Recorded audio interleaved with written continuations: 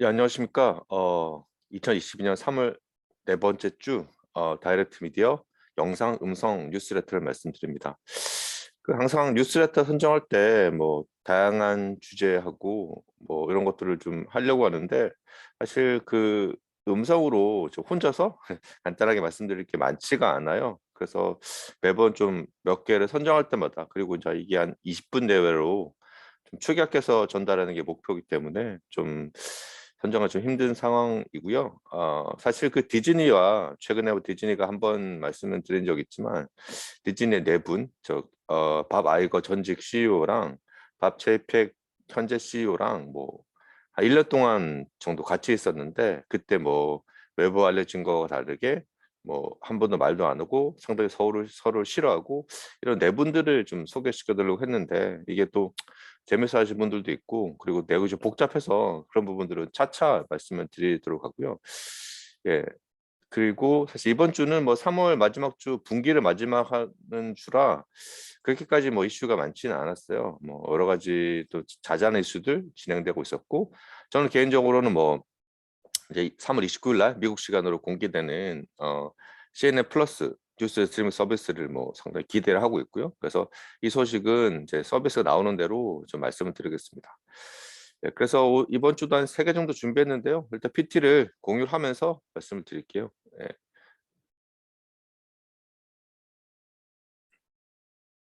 네. 이게 또 마지막 그 부분을 첫 분에 돌려서 예.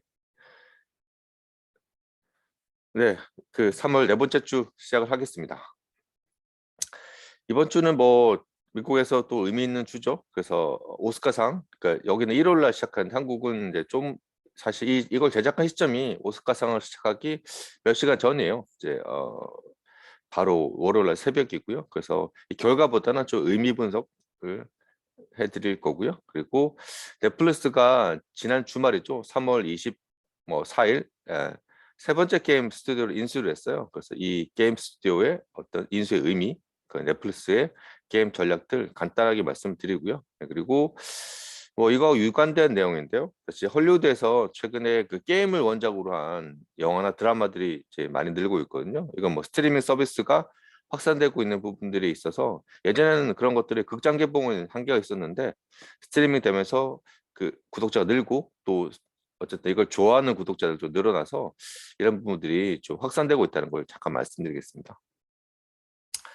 예, 오스카상은 뭐 이번 주 일요일 날 이제 한국은 일요일 지났지만 일요일 날에 진행이 되고요. 그리고 뭐 올해는 인퍼슨으로 그러니까 직접 대면으로 진행을 하는데 이 코로나 바이러스가 좀 확산이 많이 되고 있어서 여러 가지로 좀 현재에서는 고민이 많습니다. 그리고 어 이게 시청률도 이제 뭐 올해도 여전히 이제 미국의 ABC 그 디즈니가 가진 방송사죠. 중계를 하는데 시청률도 뭐 어렵지 않을까. 올해 뭐 사실 그렇게 흥행작이 없었거든요. 그래서 이런 부분들 걱정이 앞서고 있고요. 어 오스카의 뭐 최고 부분은 최고 영화상 그 베스트 픽처입니다. 네.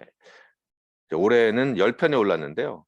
여기 특징이 하나 있어요. 어떤 특징이냐면 우리 10편 중 5편만 극장에서 독점 상영된 작품이다. 그리고 뭐 웨스트 사이드 스토리, 뭐 벨페스트, 나이트메어 앨리, 리코리스 피자, 그 드라이브 마이카는 일본 영화죠. 그래서 10편 만에 5편이 극장에서 독점 영화 상영됐었고 나머지 5편은 스트리밍 서비스가 동시 상영되거나 아니면 스트리밍만 상영되거나 이게 스트리밍 시대를 단적으로 보여주는 그래서 어떤 작품이 수상해도 스트리밍 영향력을 벗어날 수 없다. 뭐 이런 것들을 보여주고 있고요.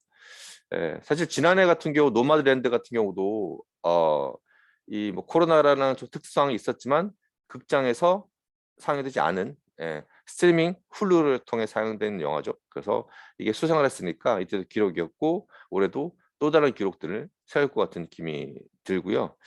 그 원래 아카데미 영화상은 그 LA랑 뉴욕 지역에서 극장에서 이제 단독으로 7일 이상을 이제 그 공개를 해야 되는 원칙이 있었어요. 근데 이제 지난해 오스카가 코로나가 심해지고 그제 극장이 문을 안 연다 보니까 이 원칙을 깼고요. 올해 역시 이런 원칙이 적용되고 있어서 앞으로도 내년에도 극장을 뛰어넘고 스트리밍을 바로 하는 영화들에 대해서 개방 무더를 더 넓힐 것 같습니다. 자, 또 다른 기록이요.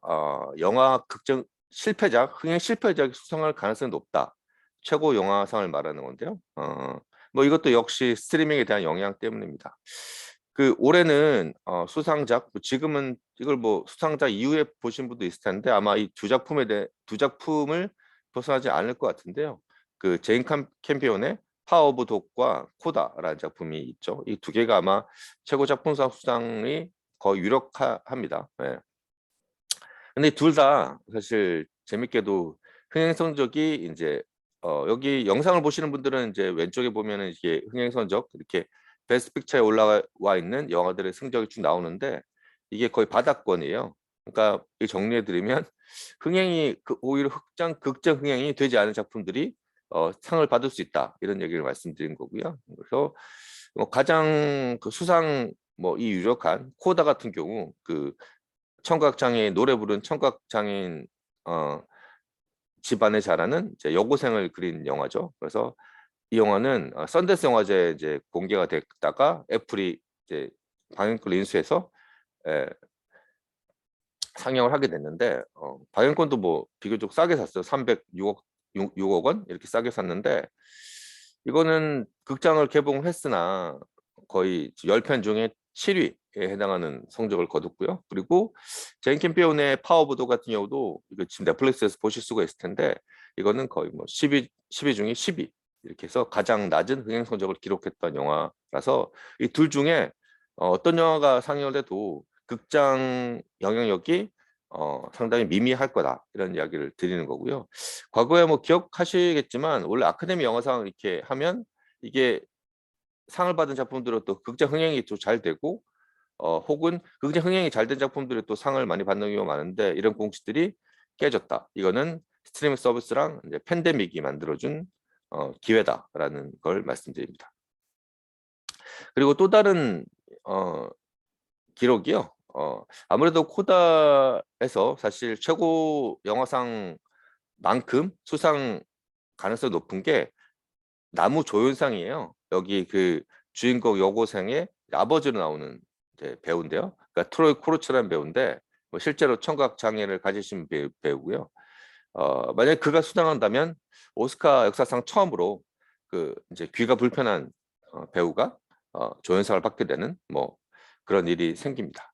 그리고 그 레오나르도 디카프리오의 영화 돈 룩업 같은 경우가 만약에 여기서 이제 상을 받게 되면 이 영화가 넷플릭스에서 역사상 두 번째로 많이 본 영화로 기록되고 있거든요. 그래서 이런 것들도 좀 유심히 어쨌든 그리고 이제 뭐 공개되면 수상 개수 특히 올해는 애플 TV 플러스하고 넷플릭스가 이제 경쟁을 하고 있는데 뭐 이 둘 다 좀 작품성과 흥행성을 모두 강조하는 스트리밍 서비스죠.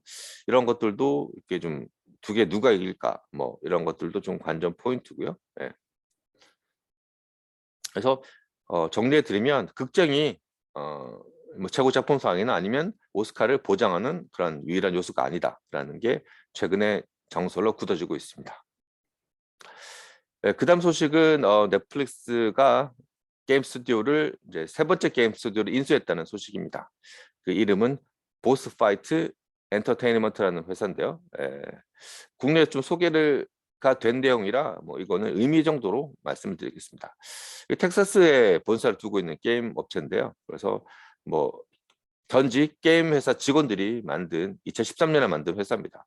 그러니까 주로 뭐 넷플릭스가 이 스마트폰이나 모바일 기기에 즐길 수 있는 앱을 그러니까 게임을 주로 인수를 하는데 이것도 역시 캐주얼 게임이 원칙이고요. 그래서 던전 보스라는 뭐 이건 게임 좋아하시는 분들은 아실 텐데 제가 게임을 잘 몰라서 보스라는 게임을 이제 주로 인기로 그러니까 모바일 롤 플레잉 게임이죠. 그러니까 인기를 끌고 있습니다.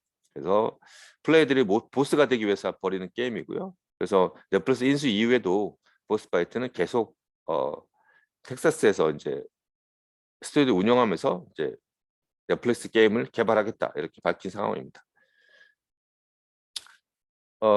넷플릭스가 게임 사업을 본격적으로 이제 런칭한 거는 지난해 7월부터고요. 계속 그 이후로 좀 공격적인 예, 행보를 보이고 있어요. 그래서 뭐 전직 EA에서 그 마이크 버듀라는 뭐 부사장을 영입을 했죠. 게임 담당을 영입을 했고, 그리고 잇따라서 게임 스튜디오를 인수를 했는데, 나이트 스쿨 스튜디오, 그러니까 옥센프리라는 영화가 옥슨프리라는 영화가 유명하죠. 그러니까 게임이 유명하죠. 그래서 그리고 그다음에 사실 뭐 넷플릭스의 가장 취향에 맞는 게임 개발사는 넥스트 게임스라는 게임사입니다. 왜 그러냐면 이 게임사가 뭐 스타워즈랑 그리고 AMC의 한국에도 팬이 많죠. 저도 개인적으로 좋아하는 드라마인데 워킹 데드라는 드라마의 게임을 만들었어요. 말씀 뭐 이걸 정리해 말씀드리면 저 넥스트 게임스는 이제 드라마를 원작으로 한 게임들을 많이 만들고 있고 넷플릭스 활용도가 높다라는 말씀을 드린 거고요.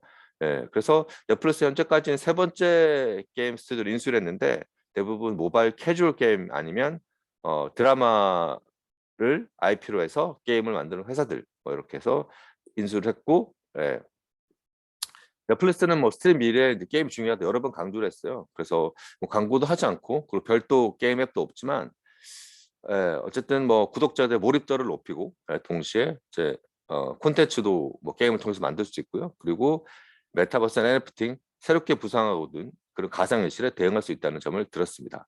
그 4월 달에는 처음으로 1인칭 슈트 게임, 모바일에서는 뭐 쉽지는 않은 게임인데 이거는 이제 1인칭이다 보니까 좀 몰입감이 인터랙티브 콘텐츠처럼 있고요. 게임을 내놓는 그런 계획도 가지고 있습니다. 그 현재까지는 넷플릭스는 한 16종의 게임을 내놓고 있습니다. 대부분이 이제 캐주얼 게임이고요. 그리고 넷플릭스 게임 특징은 아까 간단히 말씀드린 두 가지예요. 일단은 광고가 없고요. 그리고 별도 앱이 없습니다. 현재 넷플릭스 그 스트리밍 앱을 통해서 봐야 되고 그 의미는 넷플릭스 앱을 벗어나지 말라. 계속 여기서 어, 그 게임을 좀 즐겨달라는 내용입니다. 사실 뭐 매번 신작들이 나오는 게 아니기 때문에 요즘에 그 스트리밍 서비스 가입자들의 특징이 이제 영어로 표현하면 이제 천 앤 리텐션인데 나가다 들어왔다 나가다 들어왔다. 자기가 좋아하는 드라마들이 개봉됐을 때는 이제 보고요. 그리고 자기가 좋아하는 작품들이 없으면 또 이제 구조를 해지했다가 다시 들어오는 해지하고 해지가 너무 쉽기 때문에 이렇게 진행되고 있고 그래서 해지 방어 그 리텐션을 지키는 게 스트리밍 사업자들의 가장 큰 원칙이거든요. 그래서 이걸 위해서 그 게임을 주로 이제 구독자를 오래 잡아두기 위해서 이제 게임을 넷플릭스는 적극적으로 활용하는 부분이 있고요. 일부에서는 넷플릭스가 이거 유료 가금할 거다라는 주장이 있는데 아직까지는 뭐 그렇게 할 계획은 없다고 이야기하고요. 결정적으로 넷플릭스가 사실 그 별도의 이제 번들 뭐 지금 스트리밍 서비스들의 특징은 하나만 운영하는 게 아니라 두세 개 스트리밍 운영해서 묶어서 좀 가격을 할인해서 예, 제공하는 게 트렌드거든요. 디즈니도 뭐 그렇죠. ESPN 플러스하고 훌루가 있고요. 그리고 이제 HBO 맥스도 뭐 이번에 디스커버리 합병해서 HBO 맥스 디스커버리 플러스라는 그런 스트림이 나오고 또 이제 CNN 플러스라는 뭐 그런 서비스 나오기 때문에 이렇게 묶어서 나오는데 넷플릭스는 지금 별도의 그 번들이 없어요. 그래서 뭐 이렇게 이런 번들이 아닌 뭐 이런 부가 서비스를 통해서 구독자들도 더 만족시키겠다는 느낌이고요. 그래서 이런 전략들도 좀 유심히 보시면 될 것 같고 그리고 또 두 번째가 뭐 게임과 콘텐츠 연결 아까 뭐 간단히 말씀드렸지만 뭐 게임 콘텐츠를 드라마를 만들기도 하고 드라마를 또 게임으로 만들기도 하고 뭐 이런 부분들이 넷플릭스한테는 뭐 계속 콘텐츠에 몰입할 수 있게 만드는 부분이기 때문에 훨씬 중요하게 생각되는 그런 부분이 있습니다. 그리고 뭐 인터랙티브 게임도 넷플릭스에 많이 내놓고 있어요. 그래서 실제로 뭐 이렇게 드라마를 보면서 뭐 선택을 하게 하는 저도 한번 소개시켜드린 적 있죠. 그리고 옆에 표를 보시면 뭐 알 수 있는데요. 그 넷플릭스의 현재 이제 게임 다운로드 순위를 보면 뭐첫 주만 주로 공개를 했는데 대부분이 기존에 이제 인기 있었던 드라마를 게임으로 만들었을 경우가 반응이 좋았거든요. 그래서 이런 부분들도 넷플릭스가 게임을 어떻게 활용하는지에 대해서도 좀 알 수 있는 뭐 그런 부분이 있을 것 같습니다. 뭐 지금은 기묘한 이야기가 주로 게임을 만들어졌는데 이게 공개되자마자 원래 뭐 기묘한 이야기는 스트레스 띵스라는 드라마는 인기 많았으니까 게임도 훨씬 더 인기가 많았다. 이런 걸 말씀드립니다. 네, 그리고 이것도 유관된 내용이에요. 뭐 우리나라는 더 잘 아시겠지만 한국 같은 경우는 드라마 대부분이 웹툰이 원작을 하고 있죠. 사실 지금 넷플릭스에서 흥행했던 뭐 지금 우리 학교들이나 뭐 이런 것들도 모두 다 웹툰을 원작을 하고 있는데요. 그런데 미국에서는 웹툰을 뭐 그렇게 뭐 잘 만들거나 유명하지 않기 때문에 뭐 마블 스튜디오나 뭐 DC 같은 경우는 뭐 만화를 원작으로 하는 게 있고요. 근데 최근에는 또 게임을 원작으로 하는 그런 스트리밍 드라마, 영화들이 많이 나와요. 사실 게임, 드라마, 영화는 역사 오래됐지만 뭐 극장 시대에는 그렇게 각광을 받지 못했거든요. 뭐 아무래도 기술적으로 구현하기가 좀 쉽지는 않고요. 그러니까 주로 SF 부분이 많다 보니까 많은 제작비가 들어가고 그러다 보니까 이제 스토리가 그러니까 주로 화면 위주로 가다 보니까 좀 평범해져서 아무래도 다양한 고객들을 확보하기가 쉽지는 않았는데 이게 스트리밍 시대에 좀 많이 바뀌고 있어요. 뭐 이게 크게 두 가지인데 스트리밍 시대 되니까 오리지널 제품이 많이 필요하죠. 그래서 예전에 드라마들이나 아니면 IP를 가졌던 콘텐츠를 영화나 이제 스트리밍용 콘텐츠로 만드는 경우가 많은데 어, 이런 것들 통해서 게임도 그 원전이 하나 되고 있다라는 말씀을 드린 거고요. 뭐 여러분이 아시는 프렌즈나 그리고 벨레어 같은 작품들 그리고 섹스 앤 시티 같은 경우는 어, 그 스트리밍 용으로 리메이크 되거나 리바이벌 됐었죠. 그래서 드라마들. 그리고 요즘에는 이제 애니메이션이나 게임도 많이 참조를 하고 있는데요. 인기 게임을 드라마나 영화로 만들어서 그 스트리밍 충성 구독자를 만들겠다는 전략입니다. 한국이 웹툰하고는 좀 다르고요. 그리고 뭐 사실 게임이 또 메타버스나 디지털 상품으로도 확장이 가능하기 때문에 이런 부분들도 좀 유심히 보는 것 같습니다. 그래서 최근에 뭐 예산이 또 많다 보니까 대형 예산 작품도 많아지고 있거든요. 여기 왼쪽의 표는 현재 이제 앞으로 예정된 게임을 원작으로 한 그 스트리밍 서비스 넷플릭스나 뭐 아마존 같은 이런 데들이 어떻게 만들어지를 보여주는 건데 현재만 예정된 것만 공개된 것만 20개 이상이에요. 그래서 아마 게임 좋아하시는 분들은 게임 이름만 들어도 아 이런 게임이다라는 걸 아실 수가 있으실 거고요. 그리고 뭐 넷플릭스의 이제 레이던트 이블 뭐 공개가 되겠죠. 그리고 HBO의 라스트 오브 어스 같은 이런 작품들도 기대가 되고 있고요. 그리고 사실 위쳐 같은 경우 위쳐도 한국에서도 많이 유명했지만 뭐 원래 소설의 원작이지만 사실 이 넷플릭스 드라마 위쳐는 어, 이 게임 위쳐 게임을 또 원작으로 했다는 이야기가 많습니다. 게임에 나왔던 요소들이 실제로 드라마에 많이 녹이 나와 있기 때문에 그러니까 위쳐는 뭐 원전은 뭐 소설이고 그리고 HBO의 그 왕자의 게임을 많이 인용을 했지만 사실 게임 이후에 나온 위쳐는 게임의 그 명성을 많이 기대하고 있고 게임 요소를 많이 가미했다 이렇게 보시면 될 것 같습니다. 네, 그리고 이것도 쭉 게임을 원작으로 TV나 영화를 말씀을 드린 거고 툼레이더 같은 경우도 있죠. 그래서 뭐 이런 것 다음에 이런 쭉 이제 있습니다. 네, 보시면 될 것 같고요.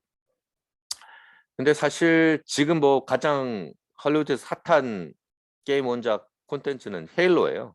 헤일로는 뭐 엑스박스 게임으로도 많이 아시고 계시겠죠. 그래서 외계 생명체하고 그 지구에 그러니까 지구인들이 싸우는 뭐 그런 어떤 유엔이라고 표현하는데 싸우는 그런 내용을 다루고 있고요.